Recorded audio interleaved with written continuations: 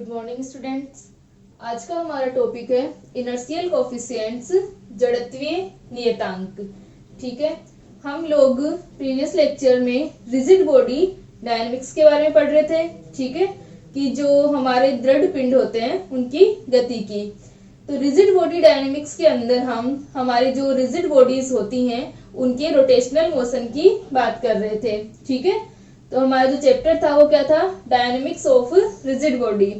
तो यहाँ पर जब हम रोटेशनल मोशन की बात कर रहे थे तो रोटेशनल मोशन के अंदर क्या होता है कि कोई भी जो बॉडी होगी वो किसी एक फिक्स एक्सिस के रिस्पेक्ट में क्या कर रही होती है, रोटेट कर रही होती है, घूर्णन कर रही होती है। ठीक है, तो इसके अंदर हम क्या करते हैं, घूर्णन गति के अंदर रोटेशनल मोशन में कुछ जो हमारी लीनियर मोशन के अंदर जो अपनी फिजिकल जो टर्म्स होती हैं उनको अलग से डिफाइन करते हैं। यहाँ पर अपन ने कोणीय संवेग को, एंगुलर मोमेंटम को डिफाइन किया था, बल आघूर्ण टॉर्क को डिफाइन किया था। ठीक है, और रोटेशनल मोशन के अंदर इक्वेशन ऑफ मोशन लिखी थी जो कि अपने पास में क्या आई थी, जिस प्रकार से F इक्वल टू ma था लीनियर मोशन में, वैसे टो इक्वल टू क्या होता है, I अल्फा होता है। ठीक है, ये अपन ने निकाला था इक्वेशन ऑफ मोशन जब हम निकाल रहे थे रोटेशनल मोशन के लिए। आज के चैप्टर में हम लोग इनर्शियल कोफिशिएंट्स को पढ़ेंगे, जड़त्वीय नियतांकों को पढ़ेंगे। ठीक है, जड़त्वीय नियतांक क्या होते हैं या हम बात करें कि जड़त्व क्या होता है, इनर्शिया क्या होता है। ठीक है, तो सबसे पहले हम बात करते हैं कि इनर्शिया क्या होता है।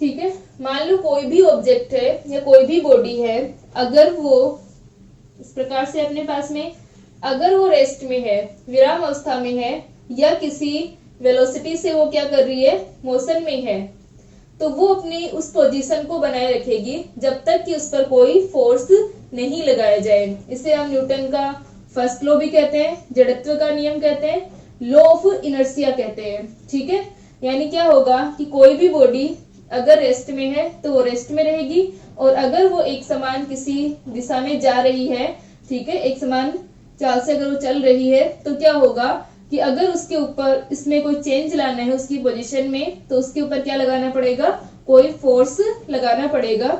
तो क्या रहेगा कि जो ऑब्जेक्ट है अपना या जो बॉडी है उसकी जो ये प्रॉपर्टी है जिसके कारण वो अपनी पोजीशन को बनाए रखती है, उसे हम क्या कहते हैं, उसका जो मेजरमेंट होगा या उस प्रॉपर्टी का हम क्या कहते हैं, जड़त्व कहते हैं, इनर्शिया कहते हैं। ठीक है, तो जो वस्तु है अगर वो विरामावस्था में है तो विरामावस्था में रहेगी, और अगर गति कर रही है तो गतिशील होगी जब तक कि उस पर बल नहीं लगाया जाए, और इस गुण को क्या कहते हैं, जड़त्व इनर्शिया कहते हैं। ठीक है, अब अगर हमारे पास में किसी भी बॉडी का मास ज्यादा है तो उसके ऊपर क्या लगाना पड़ेगा, फोर्स ज्यादा लगाना पड़ेगा, और यदि उसका मास कम है तो उसके ऊपर फोर्स कम लगाना पड़ेगा। ठीक है, तो किसी भी बॉडी का जो इनर्शिया है वो उसका मेजरमेंट किससे कर सकते हैं, मास से कर सकते हैं, यानी वो अपने जड़त्व को बनाए रखेगी। उसके लिए क्या होगा, उसका मेजरमेंट किससे होगा, मास से होगा, द्रव्यमान से होगा। ठीक है, तो यहाँ पर अपन बात कर रहे हैं लीनियर मोशन की। तो लीनियर मोशन के अंदर जो बॉडी होगी उसके इनर्शिया का मेजरमेंट मास से कर सकते हैं। ठीक है, अब हम बात करें रोटेशनल मोशन की। तो इनर्शिया क्या हो गया, इसकी प्रॉपर्टी है। अब अपने पास में हम बात कर रहे हैं रोटेशनल मोशन की। तो रोटेशनल मोशन के अंदर क्या होगा, रोटेशनल मोशन के अंदर यदि कोई वस्तु रेस्ट में है, ठीक है, या फिर वो एक समान कोणीय वेग से घूम रही है, एक समान किससे, एंगुलर वेलोसिटी से रोटेट कर रही है, तो क्या होगी, वो अपनी उसी पोजीशन को बनाए रखेगी जब तक कि उस पर कोई टॉर्क अप्लाई नहीं किया जाए, जब तक उस पर कोई बल आघूर्ण नहीं लगाया जाए। ठीक है, तो यहाँ पर क्या हो गया कि अब उसकी जो ये प्रॉपर्टी है रोटेशनल मोशन के अंदर, वो क्या कहलाती है? घूर्णी जड़त्व या जड़त्व आघूर्ण कहलाती है। ठीक है, इसे हम मोमेंट ऑफ इनर्शिया कहते हैं।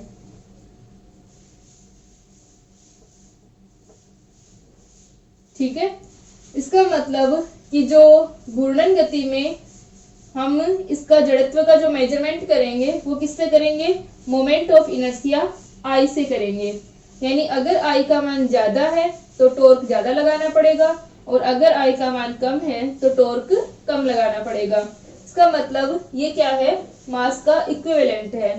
तो जिस प्रकार हम लीनियर मोशन में मास की जो इंपॉर्टेंस होगी या फिर जो फोर्स कितना लगाना है, ये हम किससे देखेंगे? मास से देखेंगे।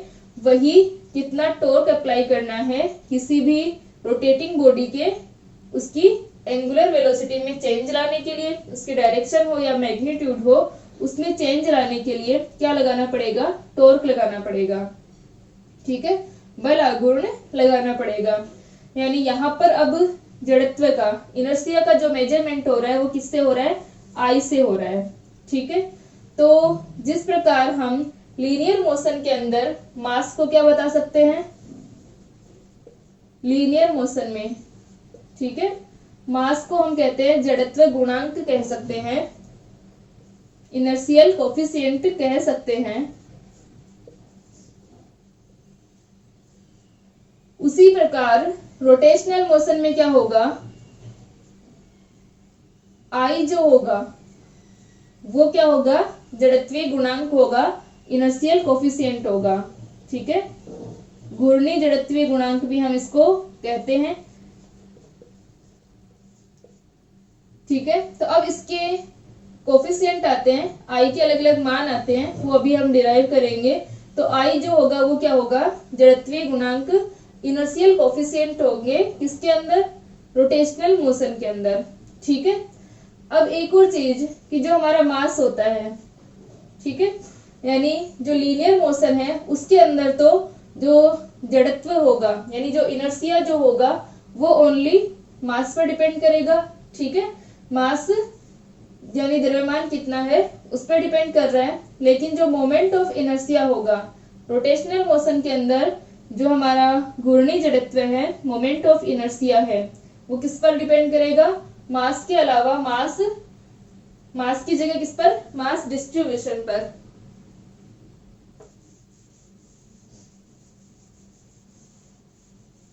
ठीक है, ये डिपेंड करेगा मास डिस्ट्रीब्यूशन पर।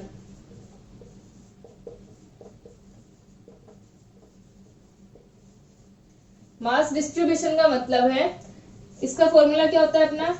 I equal to mr²। यानी जो बॉडी है, जैसे मान लो ये कोई बॉडी है और ये रोटेट कर रही है, इसके ये अलग अलग पार्टिकल्स हैं। या हम बात करें कंटिन्यूअस सिस्टम की, अगर हम बात करें, ठीक है, तो यहां तक अपने पास में क्या हो गया? ये इस तरह से रोटेट कर रही है, तो यहां तक मास का डिस्ट्रीब्यूशन कितना है, यहां तक मास का डिस्ट्रीब्यूशन कितना है, ये अपने उसके ऊपर डिपेंड करेगी। यानी साथ में क्या आ जाएगा? आर का मान भी अपने पास में आता है, mr² होगा। ठीक है, जैसे कि अपन ने सेंटर ऑफ मास के अंदर भी देखा था कि अगर अपने पास में कोई ऑब्जेक्ट छोटा है और कोई अगर बड़ा है, तो सेंटर ऑफ मास क्या होता है? इस बड़े वाले के पास में होता है। ठीक है, तो उसी प्रकार यहाँ पर भी क्या होगा? जो मोमेंट ऑफ इनर्शिया होगा वो मास डिस्ट्रीब्यूशन पर भी डिपेंड करेगा। तो ये इन दोनों में डिफरेंस रहेगा। जड़त्व जो अपन किसके अंदर? रेखीय गति के अंदर बात करते हैं, ये हमारी रेखीय गति की बात है, और ये हमारा रोटेशनल मोशन घूर्णी गति। ठीक है, तो ये क्या करेंगे? इन पर डिपेंड करेंगे। घूर्णी गति के अंदर मास डिस्ट्रीब्यूशन पर डिपेंड होगा ये। ठीक है, तो अब हम निकालते हैं जड़त्वीय नियतांकों को, आई के मान निकालते हैं।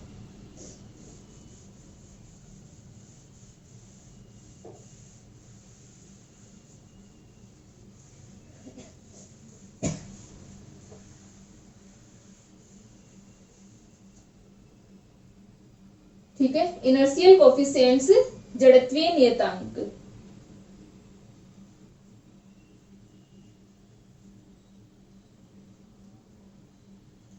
ठीक है, तो यहां पर अपने पास में क्या हो गया, माना एक कण निकाय या किसी कण निकाय का, यानी जो हमारा पिंड है, जो बॉडी है, उसको हमने क्या मान लिया, एक सिस्टम ऑफ पार्टिकल्स मान लिया। ठीक है, कण निकाय का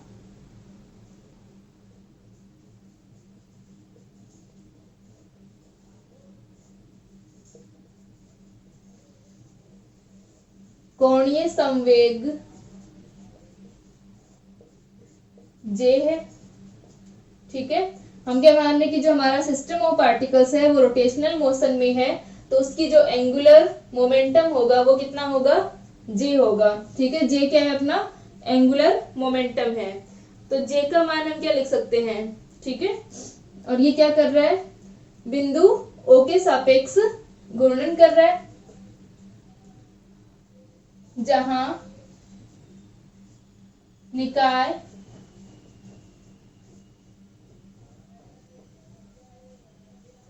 O के सापेक्ष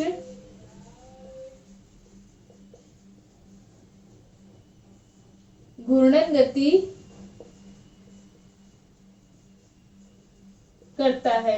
ठीक है, यानी हमारी जो पॉइंट होगा ओ पॉइंट, ठीक है, इसके रिस्पेक्ट में क्या हो रहा है कि कोई बॉडी जो है वो रोटेट कर रही है। ठीक है, रोटेशनल मोशन होगा तो वहां पर क्या होगा, उसका कोणीय संवेग जो है, कुल कोणीय संवेग वो J है।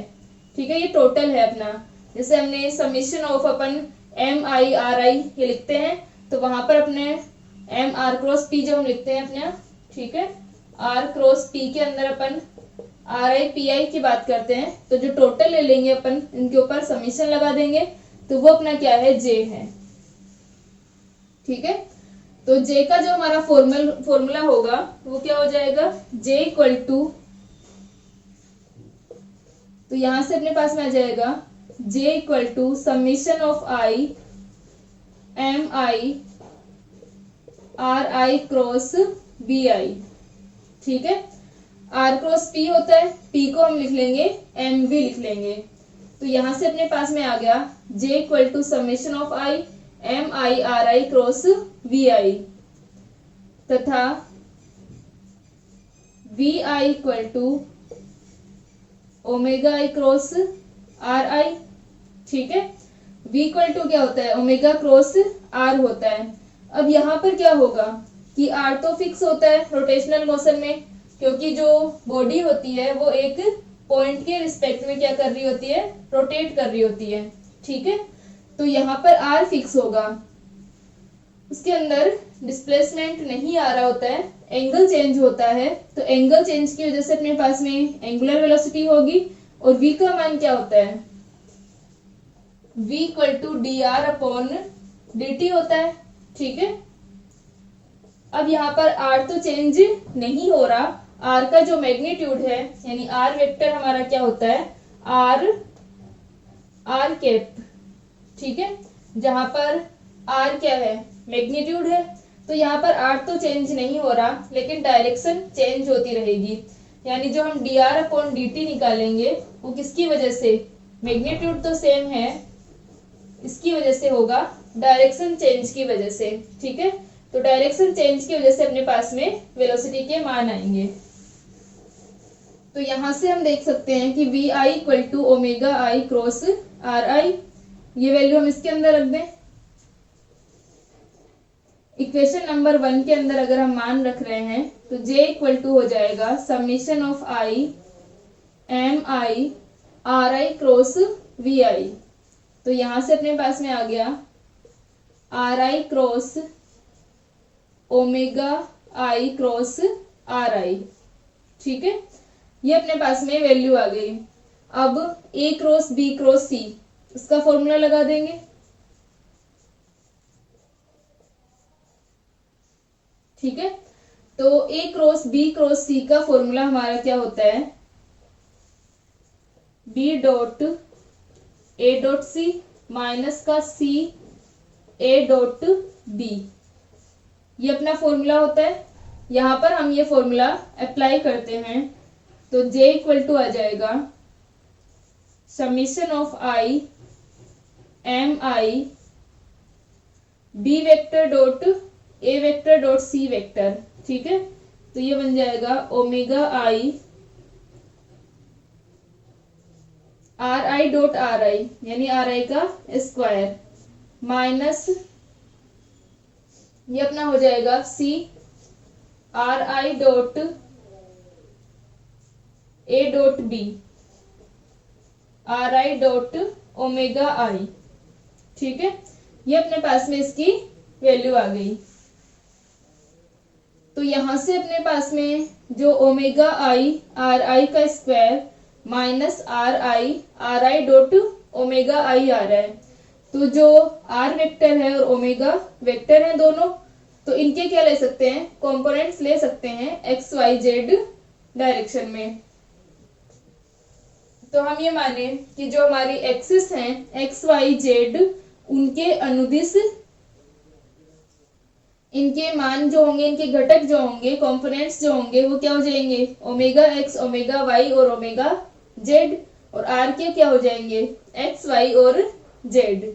ठीक है, जे जो है हमारा टोटल एंगुलर मोमेंटम है, तो इसके भी अपने पास में क्या आ जाएंगे, जे एक्स जे वाई और जे जेड आ जाएंगे। तो हम यहाँ लिखें कि माना, या फिर हम लिखें यदि एक्स वाई जेड अक्षों के अनुदिश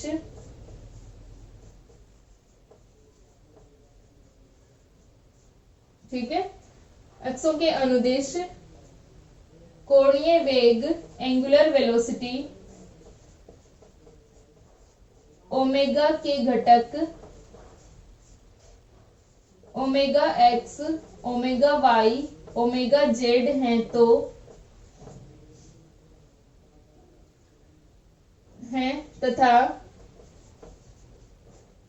आर वेक्टर इक्वल टू क्या है, एक्स आई केप प्लस वाई जे केप प्लस जेड के केप है। ठीक है, तो अपने पास में क्या हो जाएगा, इनको हम कंपोनेंट्स के फॉर्म में लिख लेंगे। ठीक है, इसको यहां तक लिखे एक बार।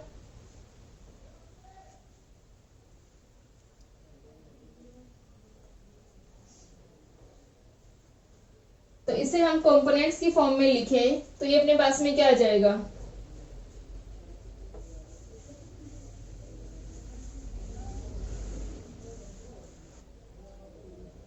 Summation of I am I omega I R आई का स्क्वायर। तो यहां से हम सबसे पहले निकाल रहे हैं एक्स एक्स के अनुदिश, तो ये अपने पास में हो जाएगा j x equal to x x की डायरेक्शन में हमारा कंपोनेंट जे एक्स का मान आ जाएगा summation of I am I omega I R आई का स्क्वायर। ठीक है, तो ओमेगा आई आर आई का स्क्वायर क्या हो जाएगा,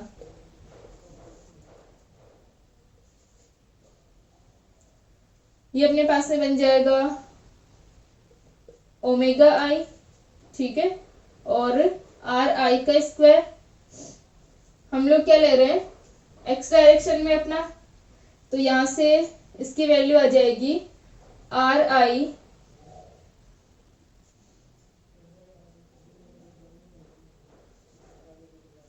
ये अपन रख देते हैं एक्स। ठीक है, आर जो हमारा क्या है, एक्स आई केप वाई जे केप और जेड के केप की फॉर्म में है। ठीक है, एक बार इसको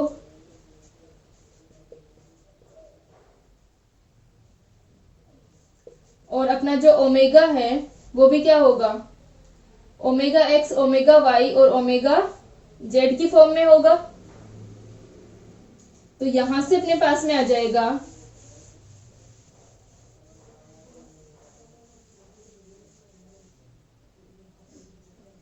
जब हम लिखे ओनली एक्स के लिए लिखे। ठीक है, तो एक्स के लिए क्या हो जाएगा, आर ओनली क्या हो जाएगा, एक्स हो जाएगा। और यहाँ पर अपने पास में ओमेगा के मान क्या है, omega X omega Y omega Z. तो यहां से इसकी वैल्यू आ जाएगी अपने पास में ठीक है। तो ये क्या बन जाएगा, summation of I am I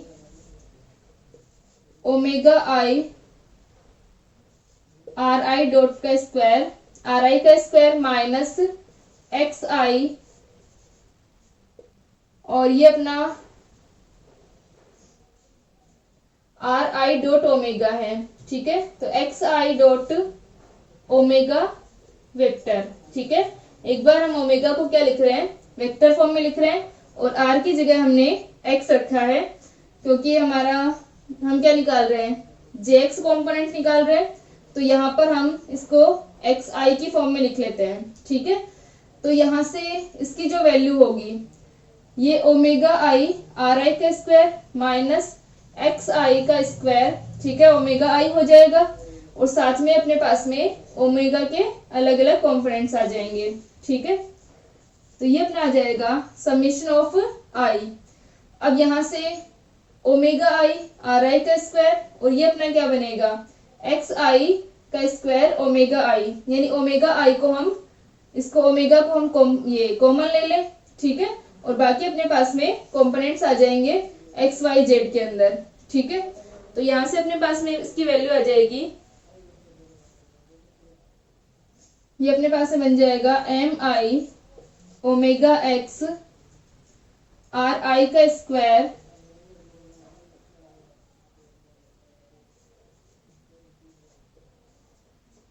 minus x आई का स्क्वायर। ठीक है,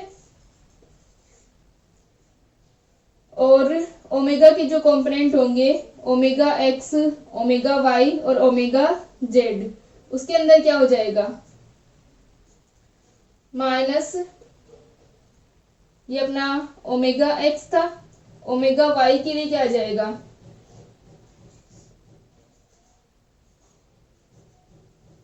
एक्स, और ये अपना बन जाएगा M I x i omega x. ठीक है, और ये अपन निकाल रहे हैं ओमेगा वाई के लिए, तो ये हो जाएगा एक्स वाई। ठीक है, x I Y I omega Y. उसी प्रकार अपने पास में आगे आ जाएगा M I x I Z I omega Z, क्योंकि यहाँ पर अपने पास में जो कंपोनेंट आएगा ओमेगा, ओमेगा इक्वल टू क्या होगा, ओमेगा एक्स आई केप प्लस का ओमेगा वाई जे केप प्लस का ओमेगा जेड के केप। ठीक है, और आर वेक्टर हमारा क्या है, एक्स आई केप प्लस का वाई जे केप प्लस का जेड के केप। तो omega vector dot R vector क्या हो जाएगा, ठीक है, पहले हम इसको लिख ले कि omega vector dot R vector क्या होगा। ठीक है, तो R vector dot omega vector का मान अपने पास में आ गया, एक्स ओमेगा एक्स आएगा प्लस वाई ओमेगा वाई आएगा प्लस जेड ओमेगा जेड आएगा। ठीक है, तो यहां से अपने पास में X omega X, Y omega Y और जेड ओमेगा जेड होगा। ये अपना R vector dot omega vector हो गया। फिर अपना क्या है, एक आर वेक्टर बाहर की ओर है, तो R vector dot omega vector equal to बन जाएगा, इसको भी हम कंपोनेंट्स की फॉर्म में लिखेंगे। ठीक है, तो ये अपने पास में एक्स वाई और जेड की फॉर्म में होगा। ठीक है, हाँ, अभी अपन इसको किस में लिख रहे हैं, आर वेक्टर को एक्स के लिए लिखा था हमने ओनली, तो यहां से अपने पास में क्या हो जाएगा कि ये जो वैल्यू होंगी एक्स आई केप, वाई जे केप और जेड के केप की फॉर्म में होंगी। तो यहां से अपने पास में एक बार इसके लिए आ जाएगा एक्स कंपोनेंट के लिए, फिर वाई कंपोनेंट के लिए और फिर जेड कंपोनेंट के लिए। ठीक है, तो ये लिख लें एक बार, आर डॉट ओमेगा का मान क्या होगा।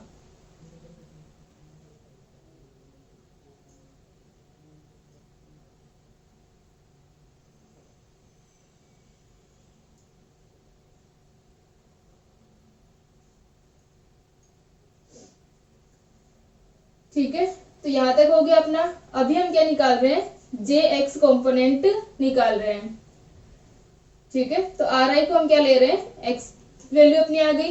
ये अपनी क्या होगी, एक स्केलर क्वांटिटी होगी, क्योंकि आर आई डॉट ओमेगा अपना क्या होगा, स्केलर होगा। X omega X, Y omega Y और जेड ओमेगा जेड की फॉर्म में होगा, तो ये अपनी स्केलर वैल्यू हो जाएगी। तो यहां से अपने पास में एक्स आई आ जाए, ये जे एक्स कॉम्पोनेंट आ जाएगा,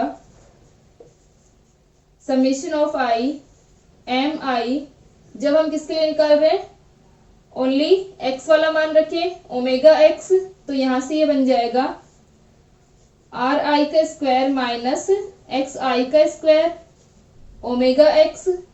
फिर उसके बाद में नेक्स्ट अपना आ जाएगा plus I equal to 1 to n, ठीक है। ये अपना बन जाएगा माइनस का M I x I Y आई, और साथ में अपने पास में क्या आ जाएगा, ओमेगा वाई, ठीक है। फिर उसके बाद में जब हम जेड के लिए निकालेंगे तो ये बन जाएगा summation of i equal to 1 to n minus का M I x I Z I omega Z, ठीक है। ये बाकी की वैल्यू हमारी क्या है, सारी माइनस में है, और जो एक्स वाला था उसको हमने क्या ले लिया, कॉमन ले लिया था, ठीक है। आर आई डॉट ओमेगा का मान हम निकाल लेंगे, और इसको हम किससे मल्टीप्लाई कर देंगे, एक्स से मल्टीप्लाई कर देंगे, ठीक है। ये हमारे पास में एक्स आई वाई आई और जेड आई है, तो इसको हमने मल्टीप्लाई किया है एक्स आई से, तो ये अपने पास में आ गया जे एक्स कॉम्पोनेंट आ गया। इसी प्रकार हम क्या निकाल सकते हैं, जे वाई और जे जेड को निकाल सकते हैं, ठीक है। इनको लिख लें,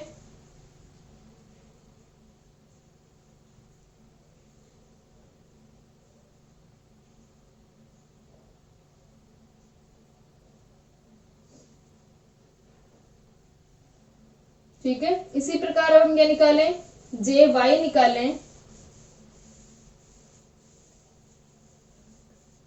तो जे वाई के अंदर क्या जाएगा, जिस प्रकार यहाँ पर एम आई आर आई का स्क्वायर माइनस एक्स आई का स्क्वायर ओमेगा एक्स ये हमने कॉमन लेके लिखा था, वैसे ही क्या होगा, अब वाई वाला जो कंपोनेंट होगा वो कॉमन आएगा, तो ये अपना मान बन जाएगा i equal to 1 to n M I R आई का स्क्वायर माइनस वाई आई का स्क्वायर होगा। तो जो एक्स वाला कंपोनेंट है वो इस प्रकार होगा, माइनस का M I Y I x I, ठीक है, प्लस साथ में आ जाएगा omega x plus I equal to 1 to n M I R आई का स्क्वायर माइनस वाई आई का स्क्वायर ओमेगा वाई, ठीक है, plus I equal to 1 to n M I Y I Z I omega Z, ठीक है। और अगर हम बात करें जे जेड कंपोनेंट की,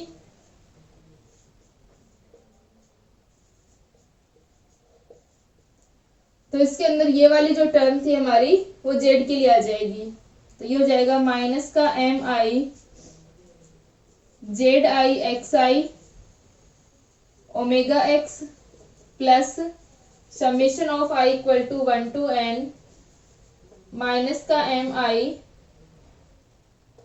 Z i Y I omega y plus I equal to 1 to n M I R आई का square minus Z I का स्क्वायर ओमेगा जेड, ठीक है। ये हमारे जे एक्स जे वाई और जे जेड के कंपोनेंट्स हो गए, ठीक है। जे के टोटल तीनों अपने कंपोनेंट्स आ गए, जे एक्स जे वाई और जे Z.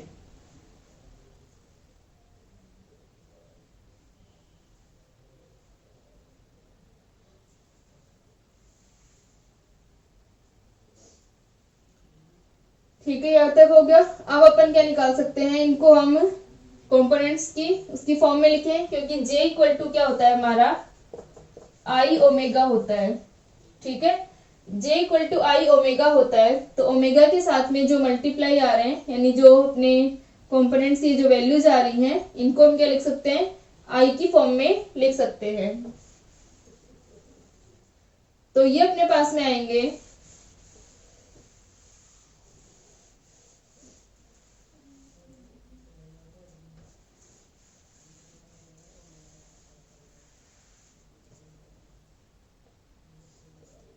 J x equal to, यहां पर हम लिख सकते हैं कि चूंकि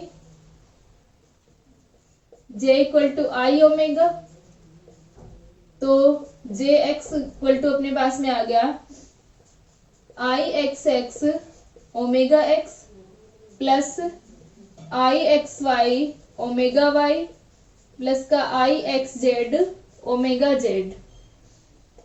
जे वाई हो जाएगा I y x omega x I y y omega y plus का I y z omega Z, ठीक है। और जे जेड अपना बन जाएगा आई, ठीक है, I z x omega x I z y omega y plus का I z z omega Z, ठीक है। ये क्या हो गए तीनों, जे एक्स जे वाई और जे जेड एंगुलर मोमेंटम के कंपोनेंट्स हैं तीनों डायरेक्शन के अंदर। अब यहाँ पर अपने आई x x I x Y I x Z और ये जो 9 कंपोनेंट्स आ रहे हैं, इनके मान क्या होंगे ये हम लिखेंगे, ठीक है। इनको लिख लो।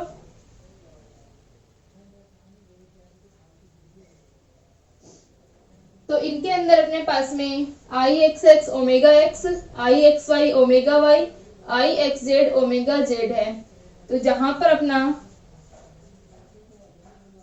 आई एक्स एक्स क्या है, summation of M I R आई का स्क्वायर माइनस एक्स आई का स्क्वायर, ठीक है।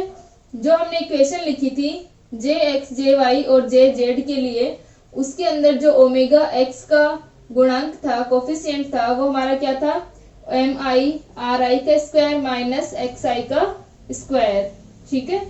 आई एक्स वाई क्या था, आई एक्स वाई था minus M I x I Y आई, ठीक है।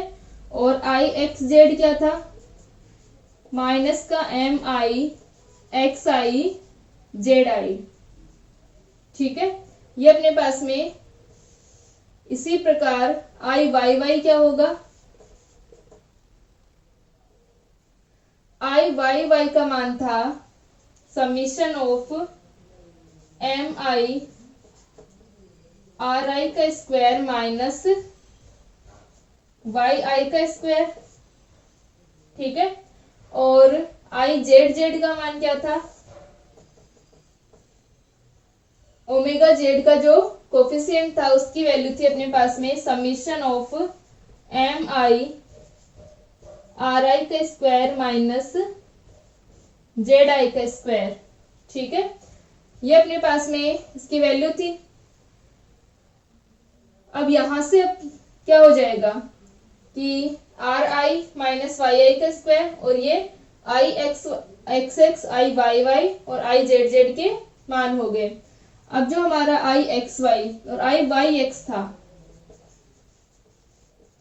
वो दोनों क्या होंगे, इक्वल होंगे। आई वाई एक्स के अंदर क्या था, बस वाई पहले था और एक्स बाद में था, ठीक है। तो ये इक्वल होंगे। और आई एक्स जेड और जेड एक्स इक्वल होंगे, ठीक है। तो यहां से अपने पास में आई एक्स जेड और आई जेड एक्स इक्वल हो गए, आई एक्स वाई और वाई एक्स इक्वल हो गए। अब आई वाई जेड का मान क्या था, minus M I Y I Z I, और यही मान क्या होगा, आई जेड वाई का होगा,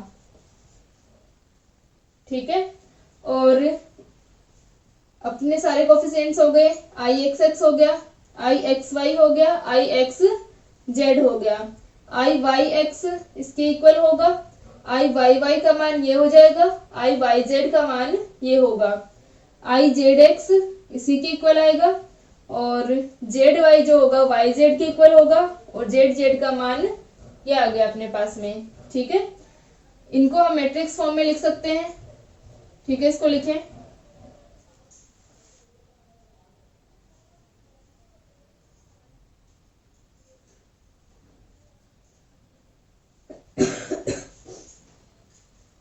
तो मैट्रिक्स फॉर्म में ये क्या होंगे अपने पास में,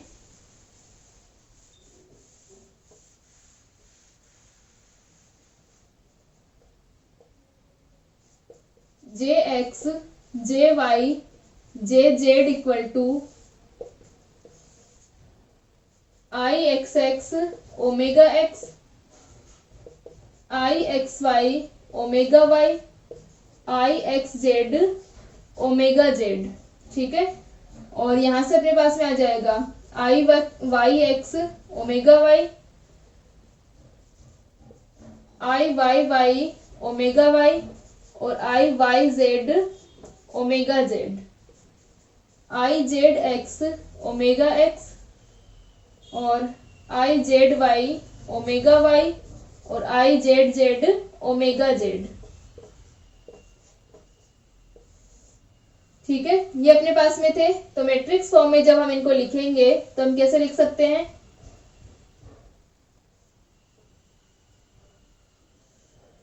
इनको हम इनके मल्टीप्लाई में लिख सकते हैं, omega X omega Y omega Z. तो ये अपने पास में क्या आ गया, मैट्रिक्स फॉर्म होगी।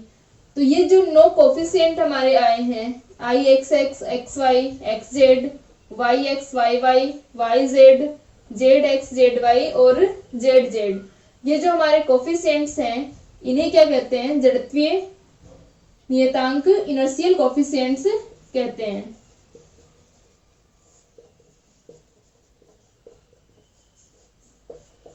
इनर्शियल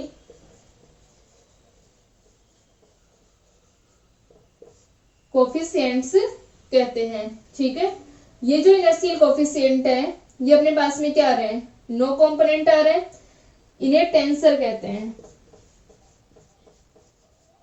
ठीक है, टेंसर क्या होते हैं, जिस प्रकार हमारे स्केलर और वेक्टर होते हैं, यानी फिजिकल प्रॉपर्टी को अपन डिफाइन करने के लिए यूज करते हैं स्केलर और वेक्टर को। ठीक है, स्केलर क्या होगी, जिसका मैग्नीट्यूड होगा और डायरेक्शन डिफाइन नहीं कर सकते, और वेक्टर के अंदर क्या होता है, मैग्नीट्यूड और डायरेक्शन दोनों होते हैं। उसी प्रकार टेंसर भी क्या होगा, इन्हीं की जनरल फॉर्म है। टेंसर इन दोनों का जनरलाइजेशन हम कह सकते हैं, क्योंकि जो स्केलर होते हैं वो 0 रैंक के टेंसर होते हैं। ठीक है, और जो वेक्टर होते हैं वो फर्स्ट रैंक के टेंसर होते हैं। तो ये तो अपने पास में स्केलर जो होगा, 3 अपनी डायरेक्शंस होती हैं एक्स वाई और जेड। तो स्केलर का वैल्यू तो क्या आती है, 3 की पावर 0 यानी 1। तो स्केलर के लिए तो अपनी 1 डायरेक्शन ही होगी। वेक्टर्स के अंदर क्या होता है कि ये 1 रैंक के टेंसर हैं, 3 की पावर 1 यानी 3 डायरेक्शन आ जाती है अपने पास में वेक्टर के अंदर। और जब हम टेंसर की बात करें तो टेंसर में क्या होगा, 3 की पावर 2 यानी 9 कंपोनेंट्स हैं। तो यहाँ पर क्या होंगे, 9 कंपोनेंट्स होंगे। बाकी टेंसर के बारे में आपके सेकेंड ईयर में आएगा डिटेल में। ठीक है, तो ये जो इनर्शियल कोफिशिएंट्स है ये क्या कहलाते हैं, टेंसर कहलाते हैं। ठीक है, और जो अपना जे इक्वल टू क्या होगा, आई ओमेगा होगा। अब जे और ओमेगा हमेशा पैरेलल नहीं होते हैं, इनके बारे में हम आगे पढ़ेंगे। और जो हमारे इनर्शियल कोफिशिएंट्स हैं इनकी जो हमने वैल्यू लिखी थी, इनके अंदर जो डायगोनल कंपोनेंट्स होंगे उनकी एक स्पेशल प्रॉपर्टी होती है, उसको हम आगे के लेक्चर में पढ़ेंगे।